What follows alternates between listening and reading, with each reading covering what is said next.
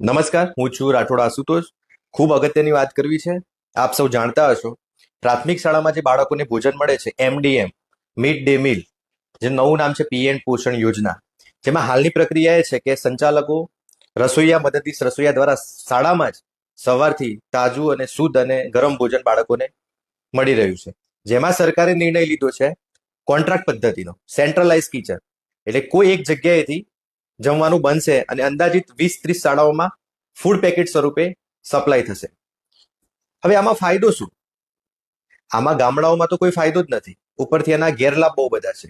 કદાચ શહેરમાં આ શક્ય બને, પણ આંતરિયાળ ગામડાઓમાં આ વસ્તુ શક્ય નથી. આનાથી કોન્ટ્રાક્ટ પદ્ધતિમાં જે એજન્સી કોન્ટ્રાક્ટ લેવાની એને જ ફાયદો છે, બાકી બાળકોના આરોગ્ય સાથે અને શિક્ષણ સાથે ઘણું નુકસાન છે.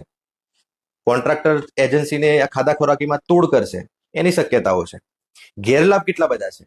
વર્ષોથી જે સંચાલકો, રસોઈયા, મદદનીશ રસોઈયા આ જે કામ કરે છે એકદમ ઓછા વેતનમાં, એમની રોજગારી છીનવાની સંભાવના.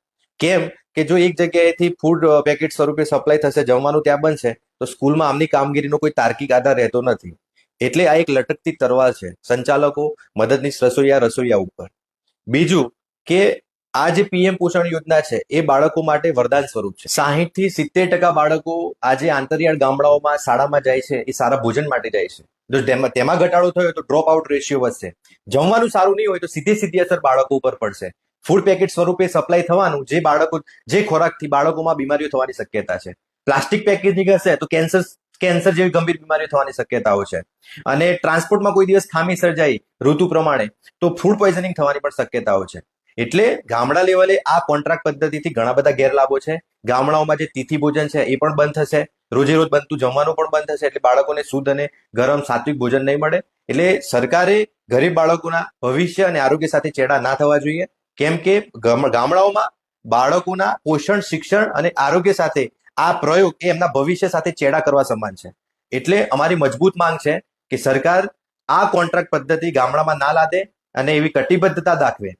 બીજું કે આ જે ભોજન સ્કૂલોમાં બને છે આજે, એમાં 60%થી પણ વધુ વિધવા મહિલાઓ સંકળાયેલી છે, જેથી આ કોન્ટ્રાક્ટ પદ્ધતિ આવવાથી એમની રોજગારી છીનવાશે. એટલે ખરેખર સરકારે ખૂબ જ ગંભીરતાથી આ બાબતે વિચારવું જોઈએ અને આ કોન્ટ્રાક્ટ પદ્ધતિ ના લાવવી જોઈએ. પીએમ પોષણ યોજનામાં સ્થાનિક સ્તરે વર્ષોથી સેવા આપતા તમામ સંચાલકો, રસોઈયા, મદદનીશ રસોઈયાઓની રોજગારીના હિતમાં તેમજ બાળકોના આરોગ્યના હિતમાં તમામ સંચાલકો, રસોઈયા અને મદદનીશ રસોઈયાને આહવાન કરું છું કે આ બાબતે વિરોધ નોંધાવો તેમજ ઉગ્ર આંદોલન કરીએ ગાંધી ચિંધ્યા માર્ગે.